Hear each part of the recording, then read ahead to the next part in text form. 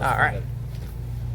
Rage posters who like to say crazy stuff. All right. Hello, everyone. My name is Ryan, and I'm here with my candidate, Joey Palimeno, who is running for U.S.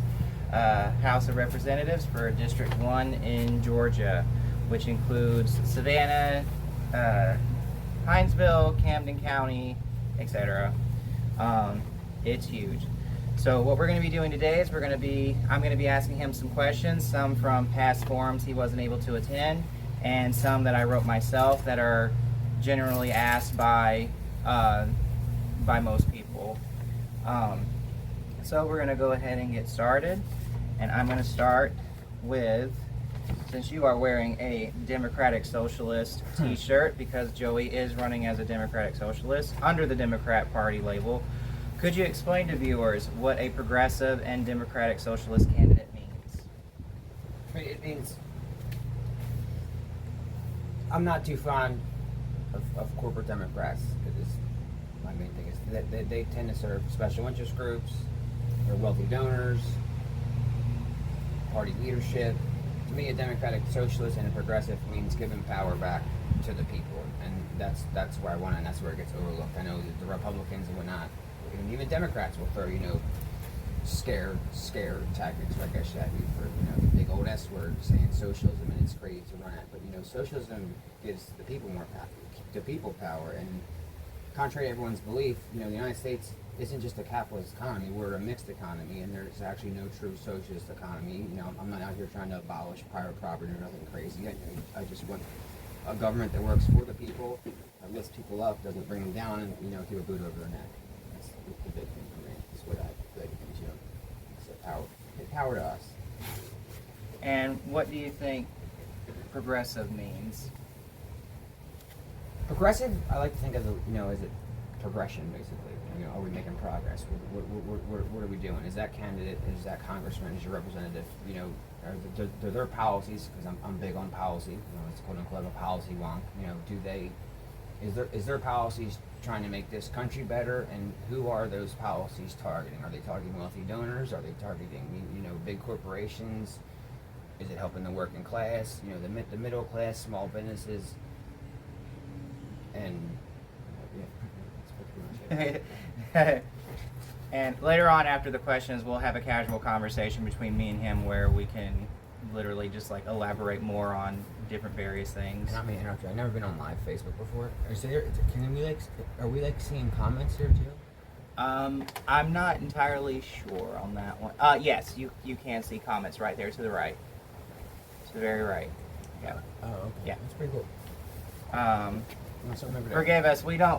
Even though we're millennials, I personally have never been on Facebook Live before because I've never needed to. So this is a first time for all of us.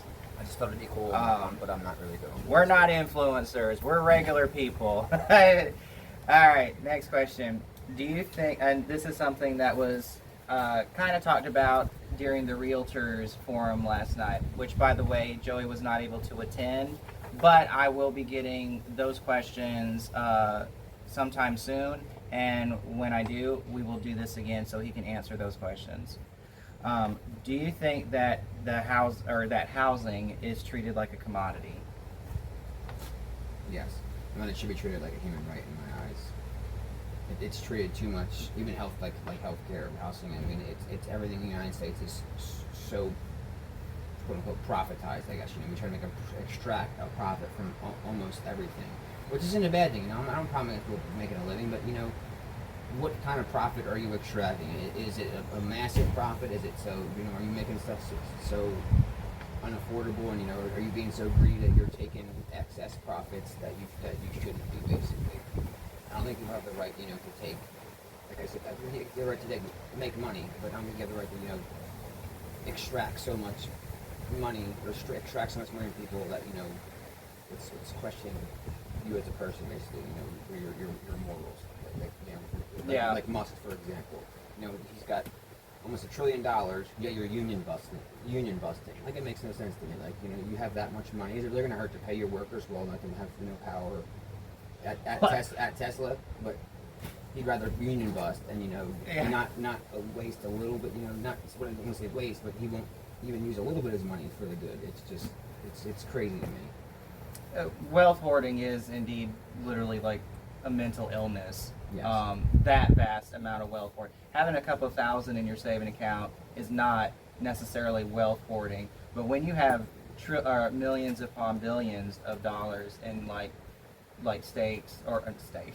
stocks and assets holdings, when you're just hoarding wealth, especially if you're getting tax cuts from the government. I mean, a lot of people are, usually against, like high taxes, etc. Right. Most Americans typically want to have more money in their pocket, which isn't necessarily a bad thing. That is a good thing. Mm-hmm. The more money people have, the more they spend in the economy, and the more you spend in the economy, the more it grows, the more it cycles, etc.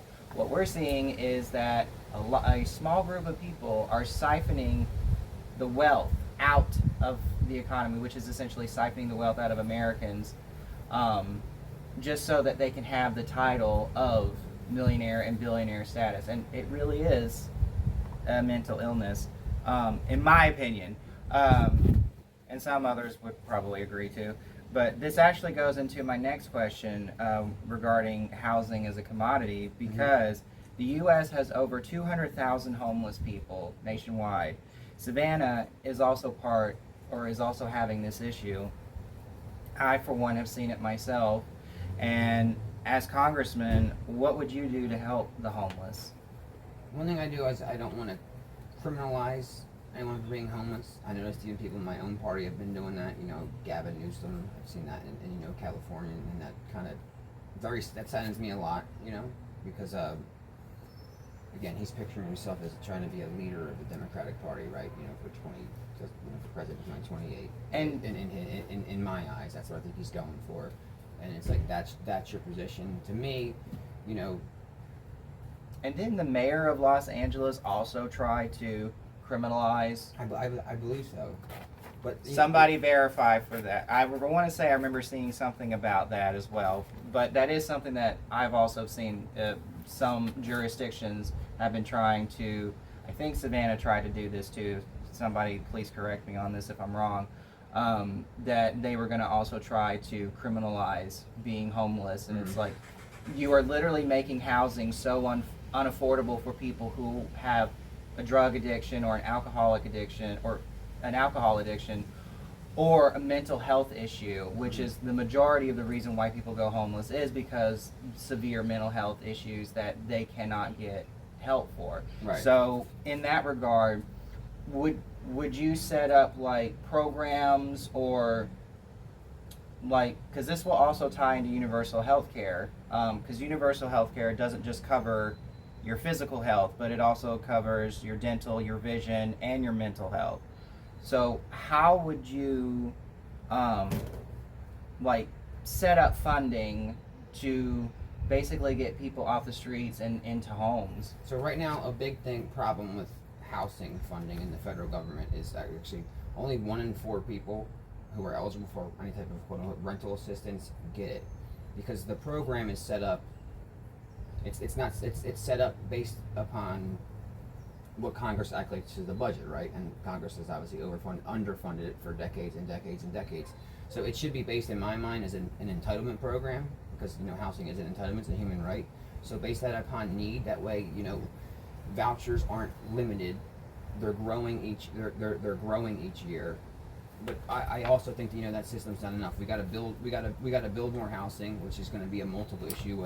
Hold on one second. People are saying they can't hear sound. Okay, yes, that's what I was trying to tell y'all. Oh my gosh! I went out in the yard to try to get Ryan's attention because he got Sorry. sunglasses on. You should have yelled. No. Well, it's all right. Because I didn't know for sure, so I didn't want to mess it up. Kids, don't argue. It's fine. I have it recording on my camera, so it's all good. Actions needed. I thought I was just being dumb. No. I don't know where to go for Oh, sound. it was your girlfriend too.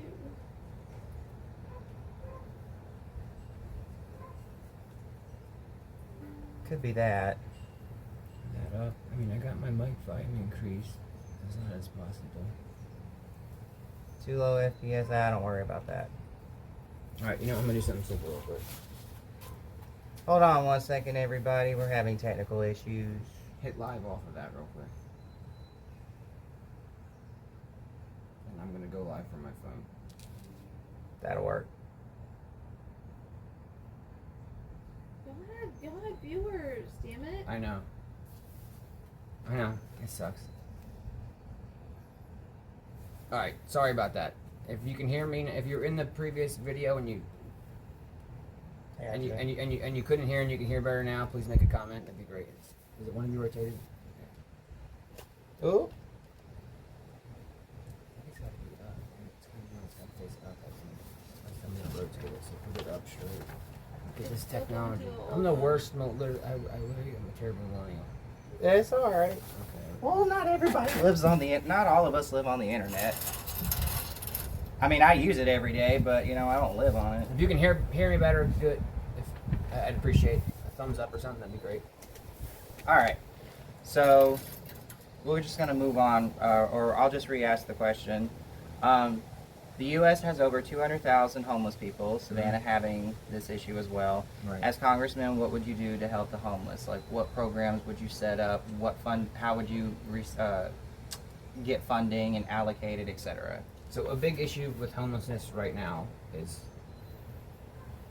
1 in 4 people who are eligible for rental assistance get it, and that's because Congress has to put money, set a certain amount in the budget each year.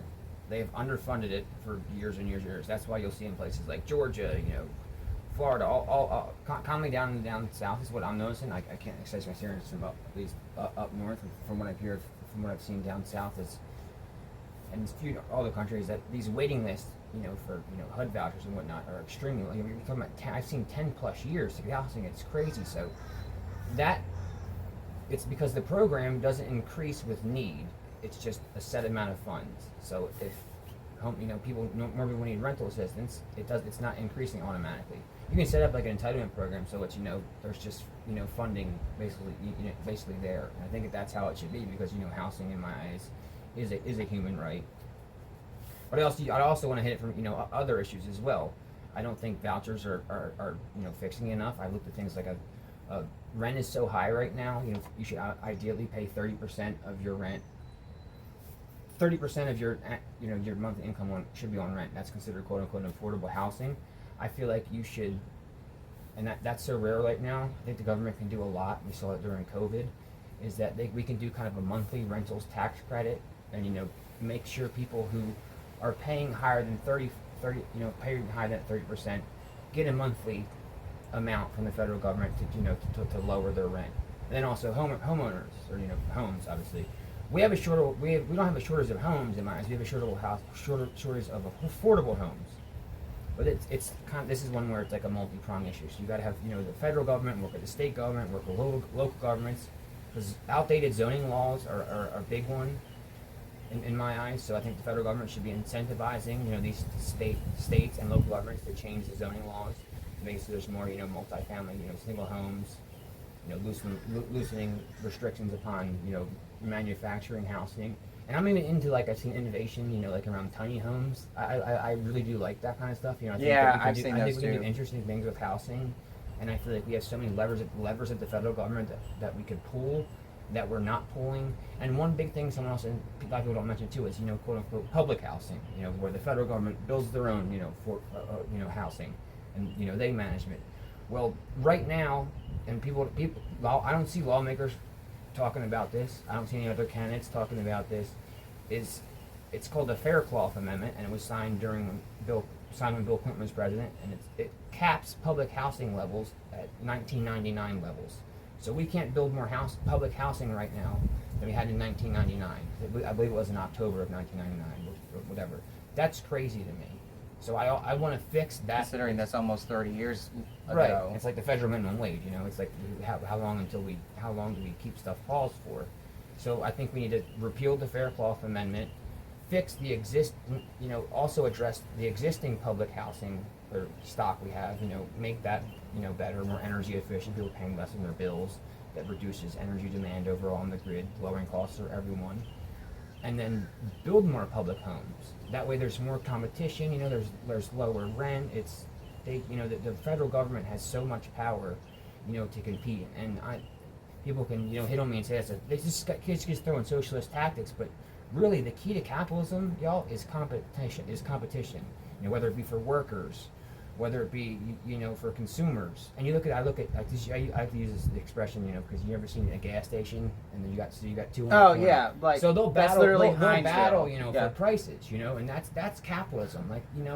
So a lot of my policies, I may be a democratic socialist, but I do like parts of capitalism as well. I want to see competition for workforce, because if you have an ideal state of a pure capitalist economy with a pure state of competition, that's whatever it's a little economist thing. But if you have that pure state of competition, things could be a lot better. But right now we don't. We have there's so much consolidation in every industry, and including and so many housing. monopolies as well. Right. Everything's getting bought up by a few individuals. Exactly. I mean, especially look at Hollywood. Mm-hmm. Major studios are being bought by individuals, and Disney is pretty much a monopoly. They own almost everything. Right. Larry Ellison as well. He's trying to buy up Paramount as well. is trying exactly. to Warner Brothers trying to get bought by Paramount. Mm-hmm. So And see, I was happy with stuff. I'm really big on antitrust, and I know a lot of candidates and even congressmen think this is stuff people don't talk about. Talk about it as much as it should be, because there's such big issues in my eyes. Because like I said, that this would stop price gouging, stuff like that. There's so much benefits to having a state of competition. Like I said, for workers, for consumers, for products, whatever it may be. It's competition. It's good. It's healthy. It helps balance stuff out. I saw some good stuff under Lena Khan, Biden's Federal Trade Commissioner chair. And who we want back, please. Yes, Please. I would love to see Lena Khan back if we ever have another Democratic administration, or Lena run for Senate, something. She please. She did an amazing job, and it stinks to see all of the work that she did is now being kind of just whitewashed, or not. The Trump administration just isn't. They're not taking it seriously. They're just pretty much giving companies a slap on the wrist like we used to, and quote unquote settling. So it's like, okay, we'll give consumers a little bit of money, Especially but a lot of for media. these massive companies like Live Nation or whatnot, with the whole ticket situation, that it's a slap on the wrist. These fines are nothing. Like we should be breaking up monopolies like we used to, and again encouraging competition, not making so everything's so consolidated and people don't have as much choices. And we got off topic a little bit. I know that didn't really have anything to do with housing, but it actually does, because really everything does correlate with each other, which brings me to my next question. No doubt we need to start working for universal health care, and how will you find the funds without everyday American taxes rising? So this is when it's actually easy for me, honestly. First off, I want to get a look at the federal budget, in my eyes. Of course, I'm a policy wonk, so I like to read stuff and see all this, but I feel like, in Congress, you get a little bit more details. You got some staff to, help you out with some numbers, and not. So I really want to dig deep in the budget. But we spend so much on healthcare already, y'all, that after I look at those numbers, I want to see how much you even have to raise taxes, or if you have to raise taxes at all, to enact Medicare for all, or Medicare for all, universal health care, whatever it may be, because it's not that expensive, because it's going to reduce administrative costs. The federal government can then negotiate all drug prices, all services under one umbrella, because people are going to be all covered under one insurance. That's a huge market pool, so that's going to be able to bring down drug prices, for some, big pharma. You see, cut prices get cut, we're going to cut better deals and whatnot, and then I believe we'll also get better outcomes, because we're already spending so much and getting worse results than other countries are. So I would like to get a look at the budget. I also want to trim the defense budget, so that's one way to look at getting funds. I would want to tax. I would say if it's taxes, I do not like taxes on the working class, and that's even payroll taxes, because I know it hurts me. So I want to find a way to give working class people as much relief as possible. But people need to understand too, even if taxes were raised in a Medicare in a universal health care system, y'all, under the system we have right now, your wages are getting suppressed by by that your health care. That makes sense. Yeah. Because your employer is paying a portion of your health care. So imagine if you were to get that money in your paycheck to boost your pay, and then you're also getting better health care for lower cost. You got no premiums, no co-pays, and no deductibles. So, I've looked at the numbers, for a family of 4, you're paying extremely less money.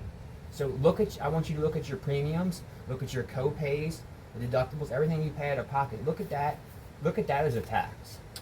Because I had somebody try to tell me that, Sweden pays like 40% of their taxes, on universal health care. And it's like, okay, well, it's not just universal health care that they pay for. If they do pay 40%, which they do pay a high percentage, because I did look it up, they do pay a high percentage.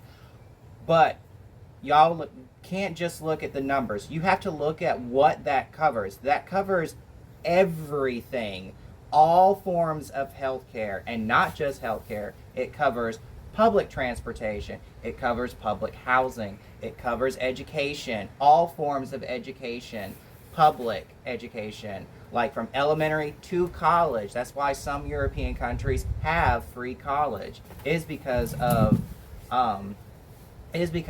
taxes. And also, most European countries have low wealth inequality compared to America because they tax their wealthy their fair share.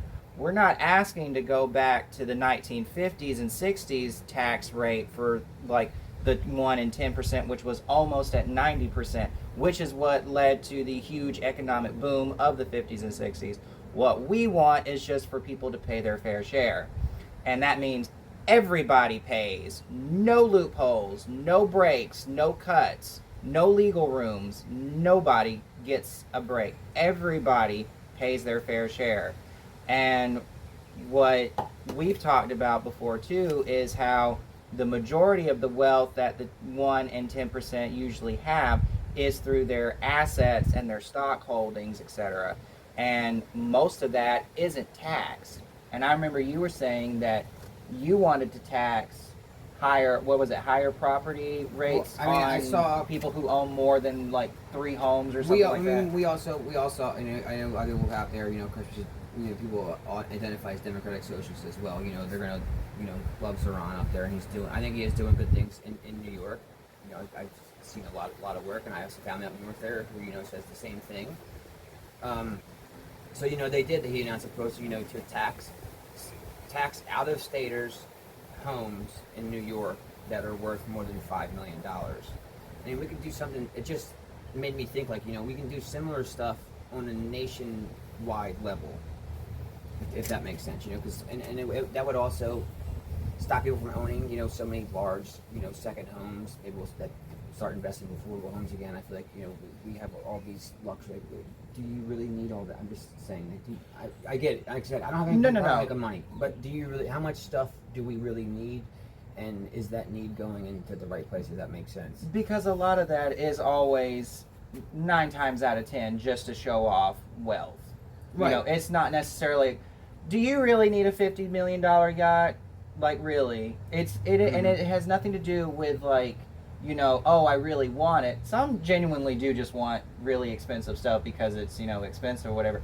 But generally speaking, most wealthy people typically get expensive shit just to show off. It's been like that for hundreds of years since like the dawn of like civilizations. Well, at least in Western developed nations. And they'll tell people, they'll tell us too, like, I'm against, wealthy folks. I don't have anything against wealthy folks.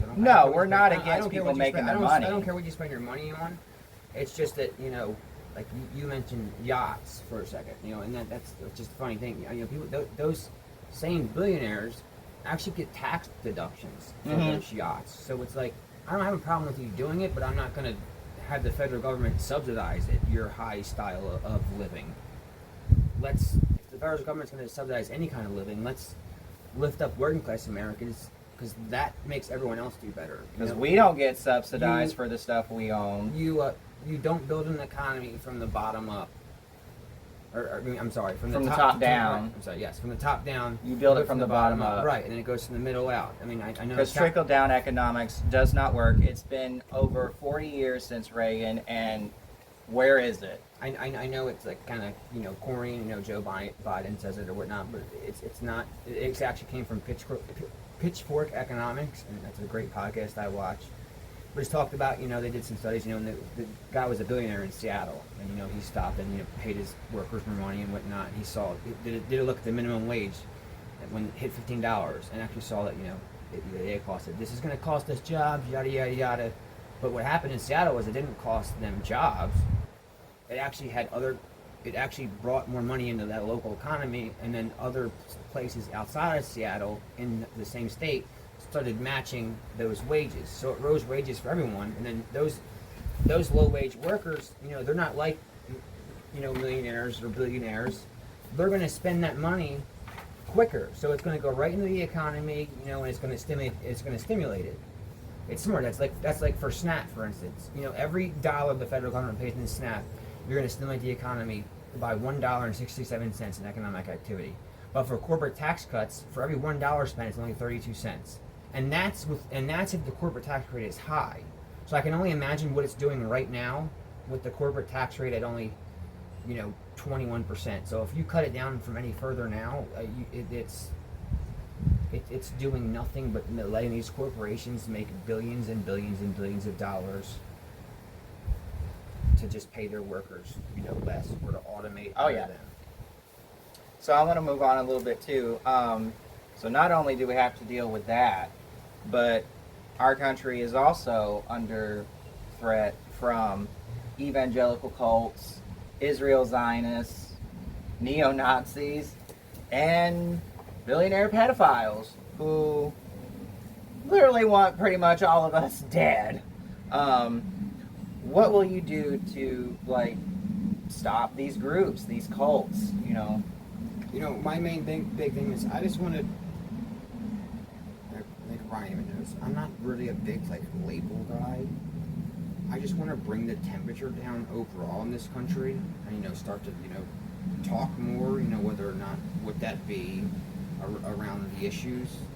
Because I feel like if we stop, you know, this whole culture, identity, politics we got going on, we can move further together as a country, which is what I really want. My big issue with, you know, the groups that you meant up is, of course, the political violence. I don't like that. That is unacceptable. It's politics, y'all. We don't have to go crazy about it. Yes, it can change people's lives. It's exciting, but you don't need to go. It's just wrong. You know, I condemn it against any candidate, any politician. No violence. So my point is, I don't like you mentioned, you know, referring to Israel. I don't like that AIPAC spends so much money in Democratic primaries. I don't like corporate PACs at all. I don't like special interest groups at all. I think that you know, Citizens United, Buckley v. Valeo, all these Supreme Court cases that allowed, you know, money to essentially be money and corporations to become corporations to become individuals, and money to become protected speech. It's just ridiculous to me, and we need massive campaign finance reform, because that, in my eyes, is why we don't have a lot of issues. And I know, like, progressives, you know, I see, you know, some of my opponents, you know, like Pat Wilbur, whatnot, nothing against anybody, nothing against them. Every progressive does it. They, you know, rally cry, Citizens United, and whatnot. I want to be real. That is going to take a constitutional amendment, so it's going to take time. Not even all Democrats support it, let alone the Republican Party. So it's like, what are we going to do now? And I feel like with the Democratic Party, if we take control of the House, the Senate, and the White House again, we can at least get done some campaign finance reform. You know, get small donor public financing would be a great thing in my eyes. You know, nationwide ranked choice voting, whether it be term limits. You know, ban lobbying, or ex-members of Congress from being lobbying. Ban them from trading stocks to kind of clean stuff up. And then, of course, yes, work and fight like hell to overturn citizens. I'm not saying that. I'm just saying, you know, don't just use these progressive so-called rallying cries, whatever it may be. I don't know the term for it. I know. Or just, yeah, I know but what just you mean. words, these progressive words. Like I said, just make everyone around, just to get it. Dog whistles. Yeah, right. Just to get attention when there's no real. You also have no plan to address the issue because it's not realistic that it's going to happen right now. I'm not that, and that doesn't mean you don't fight for an issue, but you need to have a plan to address the immediate relief and then the fix an issue long term. Well, can I ask? So we need to chew gum and walk at the same time. I know that I got the wrong debate, but that's what you need to do. Yeah.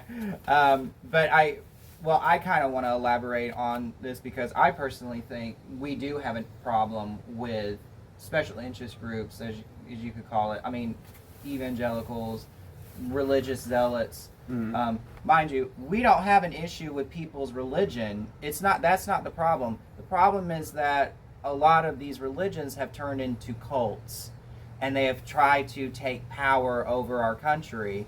Evangelicals, Israel sycophants, personality cults like Donald and MAGA, etc., who are basically wannabe Nazis. And we actually do have like actual Nazis in like Randy Fine and and like anti-Muslim and Islamophobics and we all these hate groups that are literally trying to, you can literally label them as treasonous and terrorists within our own country. Mm-hmm. So what my biggest question is like, how are you going to like define these groups as treasonous or terrorists, and what would you do to like combat them? I mean, especially the ones that do like attempt political violence, like assassination attempts, and not just on Republicans but Democrat or anybody, regardless if it's from the left or the right. Like, are you willing to like go after not just domestic terrorists from the right, but let's say domestic terrorists from the left as well? Yeah, absolutely. Like in my own party, or not my own party, but yes, on the left and the right, it's very bad. I have no problem calling out the groups. I always look at the the balances of what to do with stuff. It's whether or not to call political violence a hate crime, whatever it may be. But again, I always like to look at what the consequences may be too, because I've seen we've dealt with mass incarceration through the 1994 crime bill and whatnot. So I always like to look at that kind of stuff. I don't think people. I'm hesitant to give the government too much power right now, and that doesn't mean doesn't want to fix issues, right? It just means this current administration freaks me out a bit. If that makes sense. Mm. So I just. Is it because it's so cult-like, or? That too, and they're also, the DOJ is basically a political weapon in my eyes right now. It's So- unbiased, or so it's not unbiased. I Like feel it should be. feel like you're right. It's not. It should be independent in my eyes, and it's not. And I feel like the only thing I would look at, and this is just my first years while Trump would be in office, is I would be hesitant to give them a gigantic amount of power, because it's like, okay, if we did start hitting those groups, they're only going to hit groups that they don't like in my eyes. I think they might protect some of the groups that they like, like the Proud Boys for Trump's, where he says, stand back and stand by, or whatever, back his little famous, ridiculous quote he made in, during the 2020 debates. But I feel like that's what I worry about with him, is if you give him more power, is he only going to force it upon the people that he wants to enforce it upon? So, and that's, again, that doesn't mean I want to fix That issues. actually ties into That a just question I have that just later. means I'm just hesitant to do certain things with Trump, and that doesn't mean I'm not going to fix stuff. I just look at the whole picture. Yeah. When I'm doing a bill, I don't want to throw laws and see what sticks, and then also have to deal with it. I don't want to write a bill and then my law, of course it's not being perfect, and I know it's there's always some a little bit negative consequences. But I don't want them to be huge, where like I said, like the crime bill, where you just incarcerated millions of people who were predominantly, black and brown folks. Like that's wrong to me, and that's like something that takes years and years to fix, and it's decades, should I say, and we haven't even started to fix that issue. it just freaks me out. So, given the federal government, I'm very big on civil liberties. So, like I said, given the federal government, I would condemn every group. I can't stand political violence. But the only thing I hesitate is about, like I said, I'll pass smart, common sense laws against political violence. I would just hesitate against giving this administration more power, because their DOJ scares even me. I mean, of course, I'm not scared, but you know what I'm saying. In a sense, that this is not what America is about in my eyes. This is unhistorical. It's crazy. We're in unprecedented times in my eyes. To be fair, most of Donald's lawsuits with using the DOJ haven't necessarily been that successful lately. Right. So that actually leads into my very next question. The Epstein Files release has been atrocious, to say the least. How do you guarantee Americans and the survivors that you will prosecute the predators, no matter who it is, and how will you protect the victims? I cannot wait to get my hands on an unredacted copy of those files, and I promise you, as soon as I do, I will make them completely public. Because I want to go through everything. I want to see what's happened while during this current release, and I think that needs to be investigated as well. What were they doing? Why were they hiding stuff back? And I don't care who you are, what party you're from. I'm of course not going to guilt trip because your name's in the files. But if you did something wrong, and were sex trafficking or any kind of thing, or harmed a child, you deserve to be buried under the prison. And I will make sure that I do everything in my damn power to make sure you are held accountable. And all those victims need to first off, my heart goes out to you, and I don't know how to make them fully whole, because that's something I'm sure you live with for life. So I think think they deserve, massive monetary compensation, especially because this is all done by wealthy folks, to help them out and to make sure that they're have no stressors in life. They need to be protected in my eyes in many ways. And this ties also into why we need universal health care, because we need public funded mental health care for people who literally endure those kind of atrocities. Because I myself have been a victim of sexual assault as a child and as an adult, and it does stick with you for the rest of your life. And some people, because they don't have access to mental health care, they end up taking their own life. And look at Virginia, like, she was harassed by, Trump sycophants because she dared to come out and speak her truth. And so have the other survivors that have come out. Mind you, anybody who's watching this now and in the future, go listen to their interviews. Go listen to Sasha Riley's interviews. These people, the survivors, are telling the truth, because the shit that Donald and the Epstein people did to kids is insane. It's some of the most horrific shit I've ever heard, ever, because these people do not value other human beings.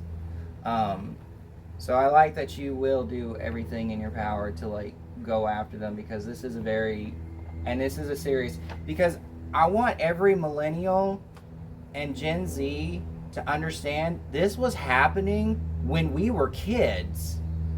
Even I feel violated, and nothing happened to me with Epstein, but the fact that this was going on for almost 3 to 4 decades, and we were kids at the height of it. When he and Donald were best friends in the 90s to the late 2010s, it just makes you wonder, how many, thousands of men, women, and kids were abused by these people, and nobody knew about it, except the inner circle that knew about it, Right. And I think the thing that pisses me off, and when I want to get there, if I get to Congress and have y'all's blessing to get there, is, I talk about the Epstein Files a bit, but I don't like using it as a rally cry, just like I said about Yeah. other issues, like other people have done, because the issue is means, it's not so much because It's so involves, personal. right? So I don't want to. I want to get to Congress and make sure that shit's actually done, because I've rarely ever seen, at least in my life, and I'm sure many folks out there too, haven't seen like a Trump or wealthy folks rarely get held accountable for their actions. Like and it's always bittersweet when they do. Look at P Diddy. P Diddy, he's doing a few years in jail for some atrocious crimes. And if you watch the documentary, it's just insane to me that these people get off with slaps on the wrist. When if that was me or another working class folk, you would get buried under the jail cell. And then when they got into jail, when these folks got into jail because of what you did as a crime, you would get the living shit kicked out of you. And dude, that's not even always the truth either in our in our class, because I literally saw an article today about somebody who molested a teenage boy and he only got 60 days. 60 days. That's it.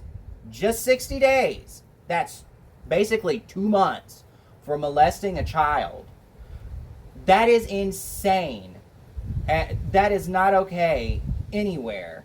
So you're right. Like there are there's wealthy that get off way too easy for very serious shit, and it also happens on the local level too. Oh yeah, I agree. Especially if they are got community connections or even local official connections. Right. It's happened. I've heard stories of it happening in Savannah with people. There was the guy who assaulted the woman behind the dumpster, and he got off after 3 months because his daddy was a college alum an alum at the college or something like that. And it's a lot of hypocrisy, and I personally think whoever gets in Congress and Senate and whatever needs to take this shit seriously, because if we're gonna have laws, that tell us what we can and can't do, it needs to apply to everybody equally. It shouldn't matter how much money you have or don't have. But this actually goes into my next question. Because you are working class, what makes you a viable and qualified candidate? Well, so I look at all the other candidates in this race, and I don't like to, I use the working class term very proudly. I always say every speech I'm a working class dad. And, that's not to say, again, I'm not hating on any other candidates for having more money than me or being well set, better set off in life. Like I said, I know, one of my opponents, Michael McCord, this isn't a hate as you might. You loan your campaign $130,000. That's fine, that's legal. That's under campaign rules, but that's not democracy. But that's just how broken. That's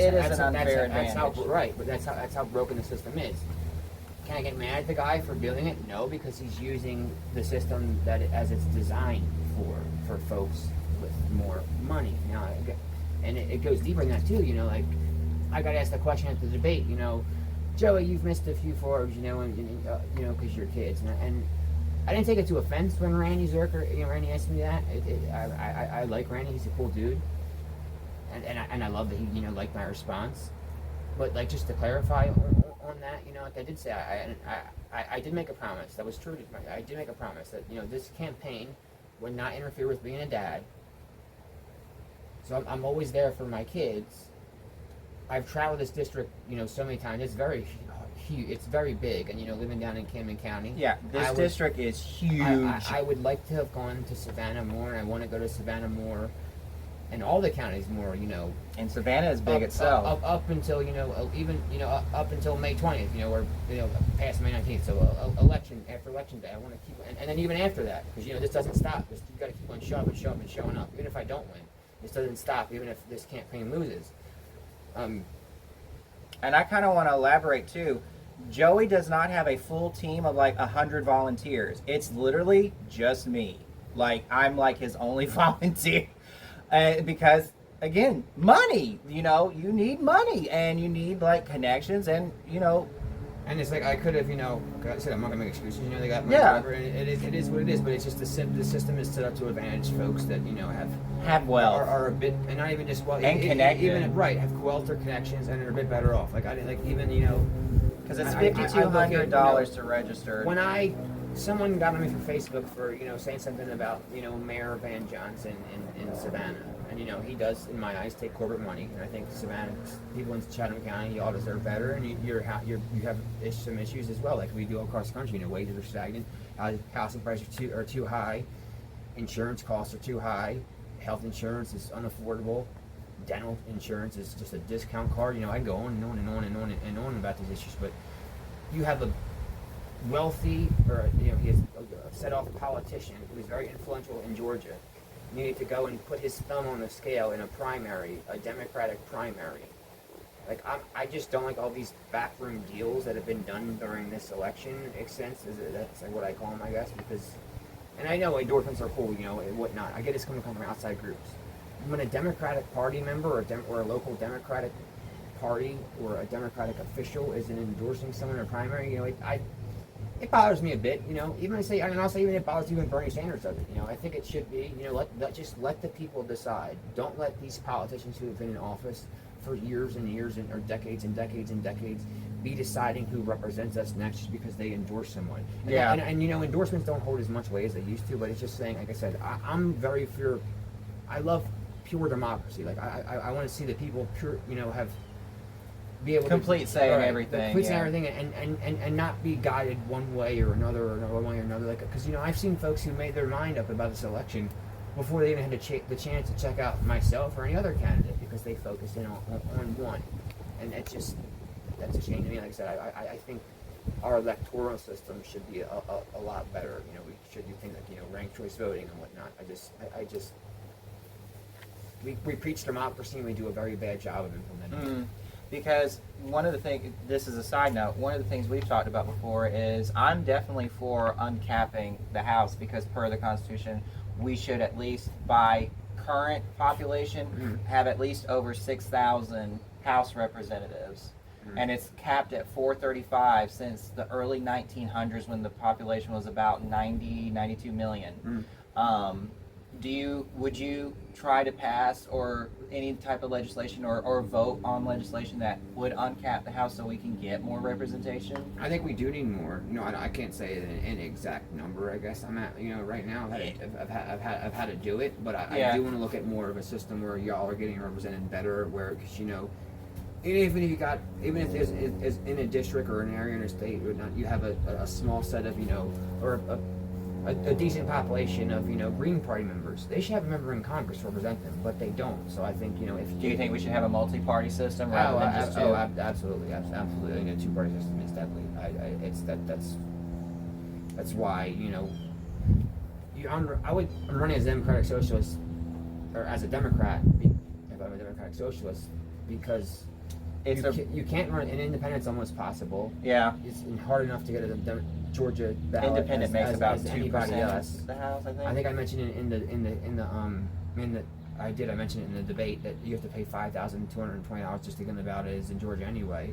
So there's all these barriers. So my view is I want to change the Democratic Party to what it was.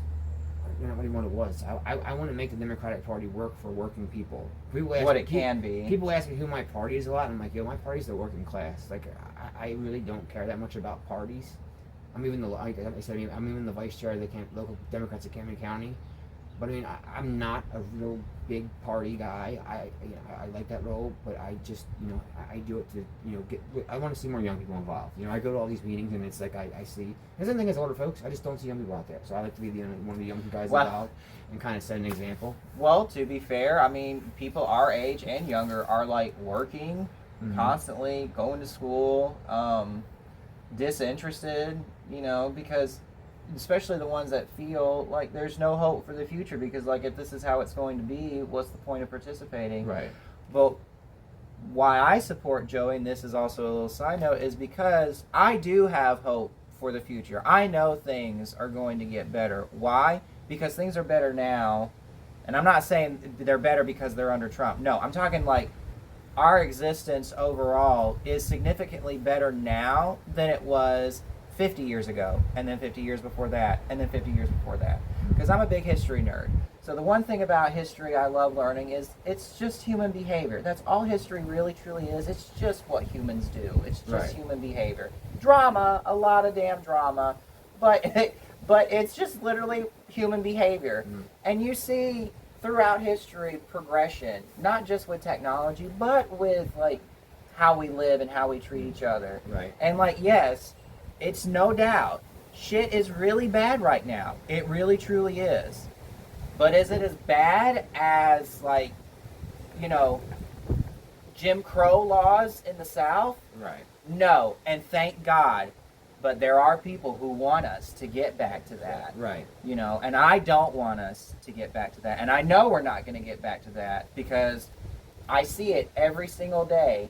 All the people getting more and more information about all of this, universal health care, public education, etc. Mm-hmm. The No Kings protests, people still celebrating holidays and going to like medieval festivals and LARPing, and you know, I said to a friend of mine when we went to the Renaissance Fair in Savannah a while back, we were leaving, and I said, this is what gives me hope for the future. And he was like, what? And I was like, the fact that people are still dressing up and nerding out about nerdy shit that they love. Right. Because the moment we stop doing that, that's when shit has gotten really bad. You know, I said the same thing last year around Halloween, seeing everybody put up Halloween decorations, and I was like, thank God people are still decorating, because the moment we stop, that's when the world has really gone to shit. Right. So I do have hope for the future. So, little bonus question, speaking of hope, one of the things that Zoran literally like inspired people in New York was that he inspired hope. And he's promising that right now through his policies during his term. So what do you think you could do to inspire hope in young voters? Like, what do you think you could do to get young voters excited about voting for this election and in the midterms? You know, for young people like myself, I feel like politics has kind of left us. We didn't leave it, if that makes sense. You know, the Democratic Party kind of stopped talking to us, and then when they do talk to us, it's like pandering in my eyes. It's through consultant. It's like a consulting class, or, Yeah. or it's like these empty promises, like if I'm gonna, you know, raise the minimum wage to $15 an hour, for example. You know, for when Biden got elected, that didn't get done. Or I'm gonna give you $2,000 stimulus checks. You know, that didn't go. It's just little things, and but there's also huge things that they fail on as well. And I feel like the Democratic Party itself gives us like 10% of their agenda, so like we don't revolt in my eyes, like, you know, like go crazy because it's just, you know, people who are broken. Yeah, basically kind of like saying, we'll make sure you have LGBT equality rights, but we're still going to support Israel, and we're still going to take like, AIPAC like money. healthcare, for example. Like, Yeah. they're like, okay, so they passed the AC, the Affordable Care Act, which I don't have nothing against. It was better than what it was before, y'all, but it's not a form of universal health care, and that's what Obama ran on. And it's really just giving insurance companies massive subsidies. It was written by the Heritage Foundation, which is Project 2025. It was modeled off of Mitt Romney. It's a very conservative bill, and I would like it if it worked. I even have ACA, you know, coverage right now. I just, like I said in the debate, you know, I'm one of the ones who's actually, I don't have I'm the one coverage. who actually have lost. I didn't completely lose full coverage, but I have lost coverage because I lost dental and I lost my vision. Like I said in the debate, when, you know, I was questioned about that, or when we were talking about that. The Affordable Care Act to me has become unaffordable, and it kind of was for a long time until those quote unquote enhanced tax credits hit. But that's not a viable solution for me in my eyes of healthcare reform. It's really not. Is to give in these massive insurance companies It's a middleman. billions and billions of dollars of government subsidies just to lower healthcare. It's middlemen. There's much a better way. There's a way better way. Plus, again, there's that profit incentive, as these companies have an incentive to make a profit off you. So, I've gone to the doctor and I have obviously wear glasses, but for instance, I got an eye injury one day and they had to make my eye dial. I had to dilate my eye. My eye doctor wrote me a one dilation medicine. My insurance denied it and made me get a different one. So someone behind a desk tells people and told me what you need to do and overrides your doctor. Like God, this, because like I said, this healthcare system is so broken, and it's if you don't see that, that's crazy. I opened my eyes when Jason had cancer, but it's just crazy how more and more I learn about it every day of how truly broken it is, if that makes sense. And there's no telling about how many hundreds, thousands, or millions of Americans to pull the question in, I think we need to talk to these younger voters and give them something to vote for, and then also, because I know a lot of candidates say that, they say let's like Pat Wilbur said in the debate, let's pull them in. Okay, but we have to. But how? But with good policies. But not only pull them, but that's not how you keep them though, because we have good policies, right? Just we don't get them done. That's the big issue, and you don't really talk to them. So stop over promising and under delivering, and stop being weak and not fighting. Because every time the Republican Party, I see, Bush got his tax cuts done, Reagan got his tax cuts done, which was also bipartisan, by the way, and Trump got his tax cuts done. So they do what they say they're going to do. Republicans always do what they say they're going to do. Where's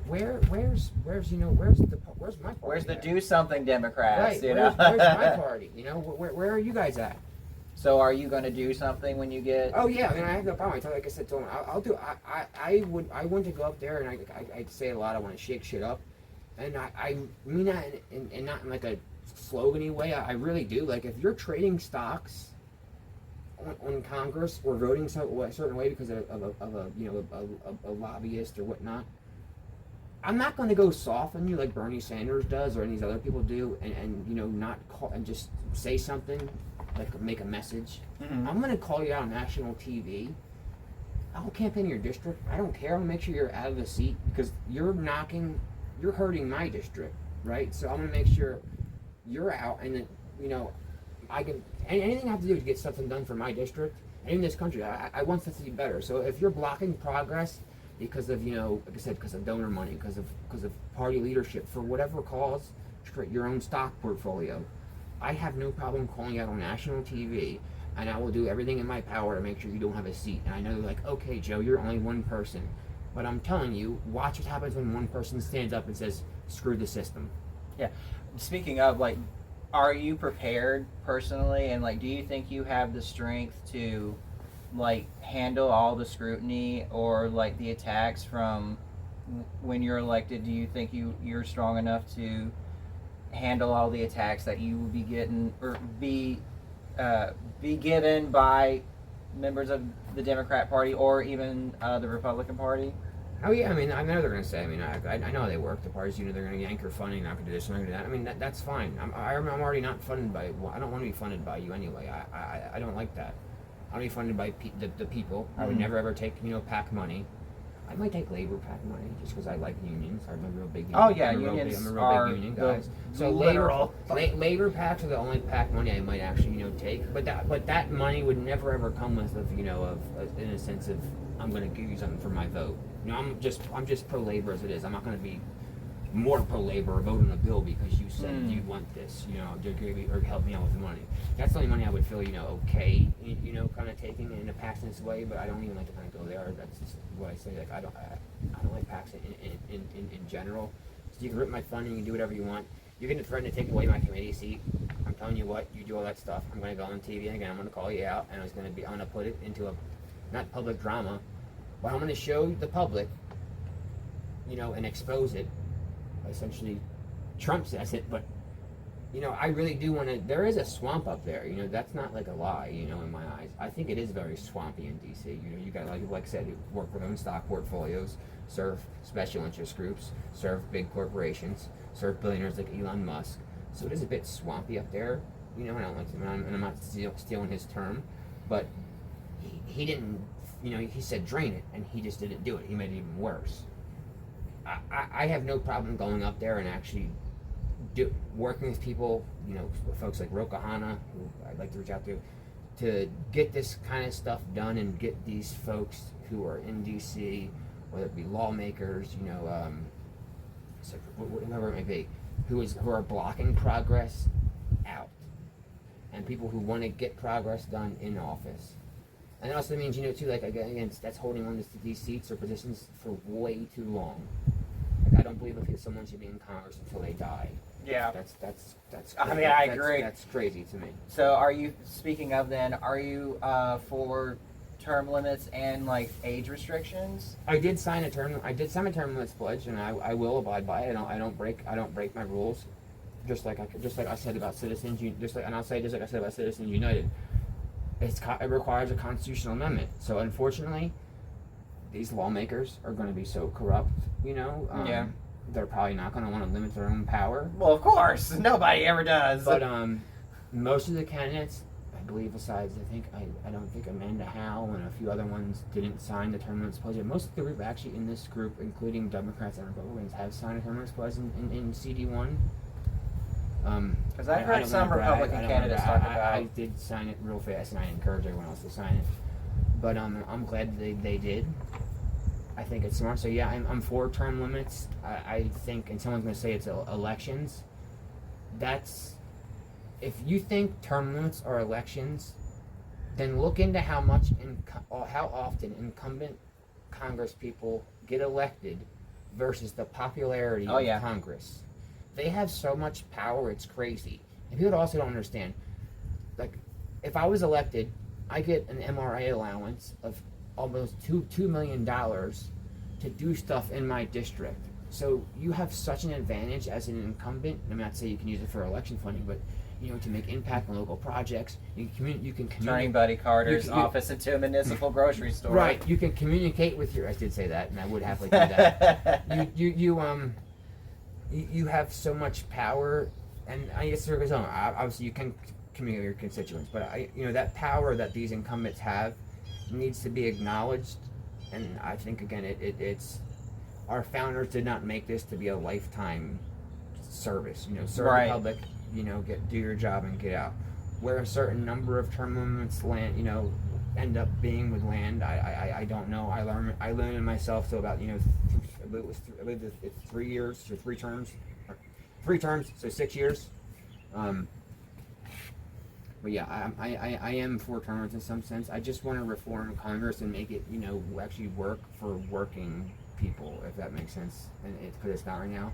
The big deal I want to hit with term limits, though, and this is serious, and I'm going to talk about it a lot enough, is the Supreme Court. Yes. And also, I'm going to go farther than that. The whole entire judicial branch. Because you got these judges, like in this small state of Texas, Wyoming, or this other Republican state, that are hitting nationwide injunctions and blocking policy across the whole entire nation, right? And it's like, why can this small judge from this small little county of 10,000 out in rural Texas make a decision for the whole entire country of the United States? Well, if I'm not mistaken, I think it has something to do with if it violates the state and city constitution. Because if I'm not mistaken, somebody correct me. Every state has its own constitution, and every city has its own constitution. That's like states' rights and stuff. So I think that's probably why. Well, the Supreme Court did try to. The Supreme Court tried to go up, and they said they did try to limit nationwide injunctions, because the Supreme Court said because it's not really set precedent, but they just they do it. It's becoming more of a norm, and so is judge shopping. Where it's like, I'm gonna look for a judge who likes me and get my favorable thing. Like I said, the Supreme Court did make a ruling where they did mention it, where they try to limit nationwide injunctions from smaller courts. But we're not seeing that happen, and it's okay because these Trump lawsuits are kind of crazy. So I see the urgency to strike them down. But I think you need to find a balance in the court, because again, you also see we have so much whiplash of policy, and I don't have a problem with that if it's law, but I have a problem with it because it's unelected bureaucrats basically making these decisions. If that makes sense. I don't think these judges who have been in the seat for 20 plus years or whoever, I don't think a single judge should be making a decision on healthcare you don't know nothing about healthcare. Like, it just needs to be very careful. I think we need to reform the judicial branch as well, and that's not talked about, nearly enough as it should be. And ethics too. I see justice taking, multi-million-dollar flights and trips and whatnot with all these people, and Leonard Leo buying up the Supreme Court and with the Federal Society, and it's always money, man. Some people say that we should do away with the Electoral College and the Senate itself. Do you agree or disagree? So I agree with getting rid of the Electoral College, and people are going to say that the most common complaint I hear is, well, that gives California the say to make the president, and that's actually false. My vote in Georgia should not be 20 times more powerful than someone else's in Wyoming, because of course no one else is out there in Wyoming. And then I also think it makes democracy better, because you have these presidential candidates. You're then encouraged to go to a state like Alaska, Wyoming, where it's unfriendly for whatever party you're in, whether it be Democrat or Republican, to go in unfriendly areas and pull out, a smaller majority of that small majority of votes that you need, because you're trying to maximize your whole entire numbers. So it would also result in better representation for the people, because right now presidents just campaign in these swing states, and I don't think it's very fair for like I said, a state out in Wyoming, or whether it be Utah, whatever it may be, they're not getting the quote unquote attention I think they deserve from people. And that's even like Democrats, or like for example Democrats with California. They don't, like a Democratic candidate for president, or a Democratic candidate for president, yes, doesn't go out to California that often to campaign, because they know they're going to win in a blowout. Yeah. So they're not even talking to that population. And then Republicans were like, okay, a Democrat's going to win, so I'm just going to ignore it. So it just goes to a Democrat. I think if without the Electoral College, democracy would increase a lot. And most of that other question. Do you think the Senate should be like? I think the Senate should be reformed. Yeah. So I think the House does operate a bit hot, if that makes sense. And that is the purpose of the Constitution, was that the Senate was to quote unquote cool things off a bit. And I do like that, of these two bodies, working, together. Because I think in the House, with this one body, you would have too much whiplash, especially, of course, with through just the amount of representatives we have right now.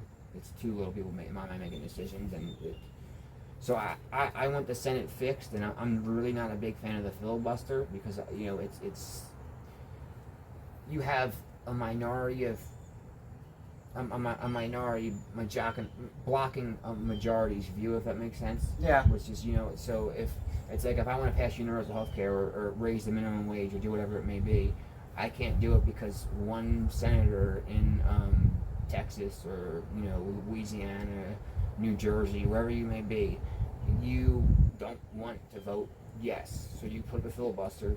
You don't have to talk. Back in the day, you just had to talk, and hold the floor, and you would talk and debate and whatnot. And so I think even that would be better than we have now. But I think the filibuster is a big it should be, in my eyes, be abolished, so we can have some real progress get done. Because in my eyes, you are not going to have 60 senators in any party anytime soon. No. Obama had it for a bit, and I don't think it's going to happen again for a very long time due to how polarized this country is. So I don't think I need the block progress. And also, if you look at budget reconciliation, where they can pass 10-year spending laws or spending bills, with a simple majority vote. So it's like you can already do it. They already do one-time cards of the filibuster as it is already, with debt ceiling votes and whatnot. I don't know why you often see that people probably shock they can really do it. Yes, they can, y'all. Those whole debt ceiling and whatnot, fund offs and standoffs and the government shutdown stuff.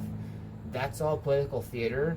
Whoever's in control of Congress, if they control the trifecta, they can fund or raise or do anything they want in the government, and in the legislative and executive branch. That makes sense. They can fund the government and make it work by themselves. You don't need Democratic votes if you're Republicans in charge, and if you're Democrats, you don't need Republican votes. Now, it's not saying I don't want the two parties to work together, But it's like if you're going to block progress on bills that the majority of American people want, then I don't care if I have to go down a party line vote. You know, I'm not going to search for bipartisanship just for the sake of searching for bipartisanship. You know what I'm saying? Like, I want to work with the Republican Party. I said at the debate, I'll work with anybody, any party. Even if you're not in a party, I don't care. If you want to help the working class, I will work with you. But if you're going to impede that progress, I'm going to find a way to not only to either get around you or get through you. Yeah. So moving on, these are going to be the questions from the Jessup forum that you didn't attend.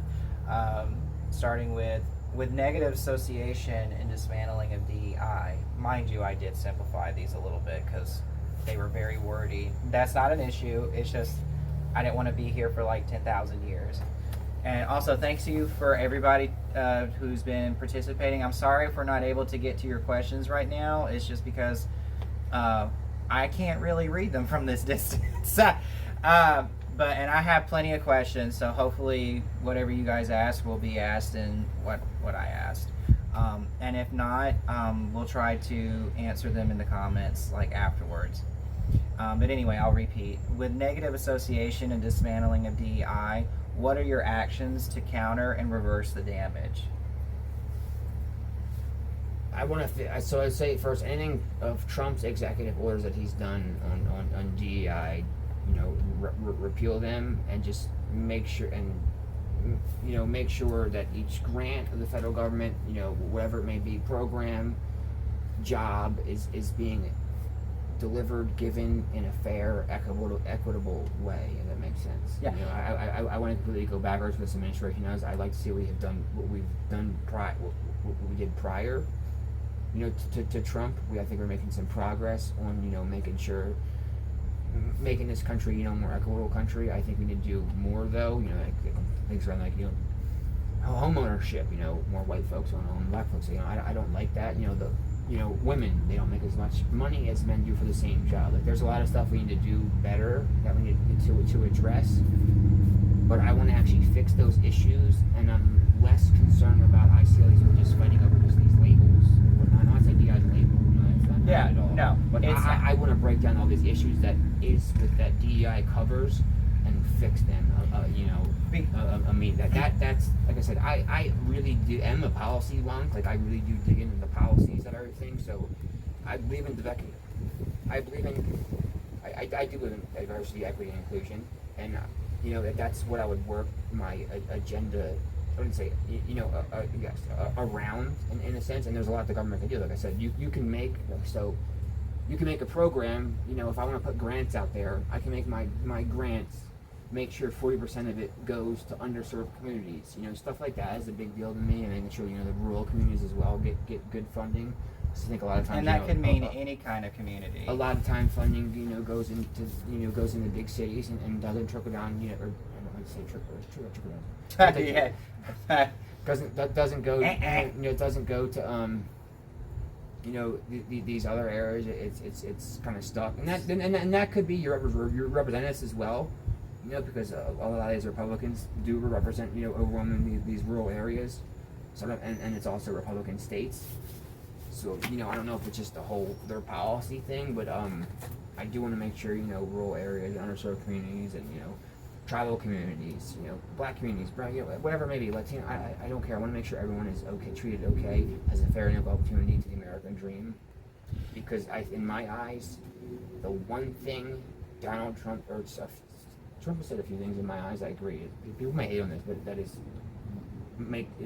true. But, can you elaborate on what that is? So he said the American dream is dead. You're right on that. The American dream is totally. Oh yeah, the American dream is 100% dead. The American dream is dead. It's been dead. Right. Since we were kids, it's been dead. And that's the issue I have. Like, that's the thing I have with Trump. Is like, he speaks to people's frustrations, and that's why. Because he's a con artist. And that's why. That's what they do. He is, you know, I did know him.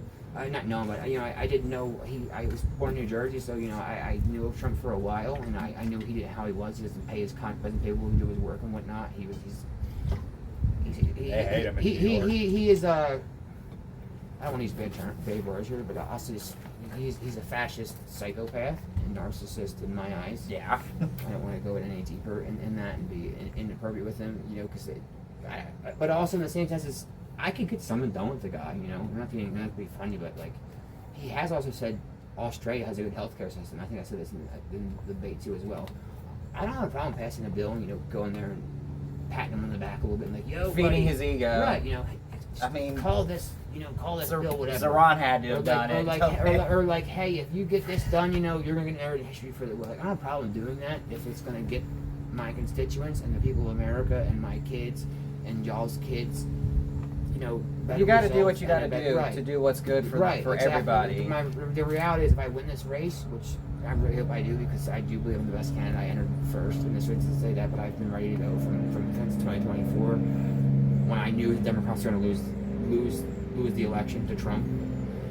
So I've been ready to go for a long time. So if I do have the honor to get up there, I am 100%, you know, prepared for this. I have a very in-depth policy and plans of, you know what I'm going to do. And so Trump, like I said, he just doesn't scare me at all in any sense. It's not. He's crazy. It is, but I also am not scared to get something done with him, if that makes sense. You know, I think I can get him to sign one of my little bills or talk to him. But I don't agree with, you know, 99% of what he says is crazy, completely crazy. He's likely a pedophile. He's with ICE. It's gone way too far. I can go on and on and on about Trump with all the bad things, but that's here and there. I turn the temperature down a bit, so that's just for the debate. That's just for anyone who's going to say that, you know, I quote unquote, you know, patted him on the back. No, I'm not. I'm just saying I can get stuff done with anybody. Yeah. So I'm going to cut it off here for a bit because Joey's phone is going to die shortly. So I'm going to have to cut the live segment. But to those who are watching live, I am recording this on my phone and I will be uploading the full video where the rest of the questions will be asked. And then you can watch and let your comments there as well. And to this recording, I'm going to cut here so we can take a little bit of a break and we'll be right back.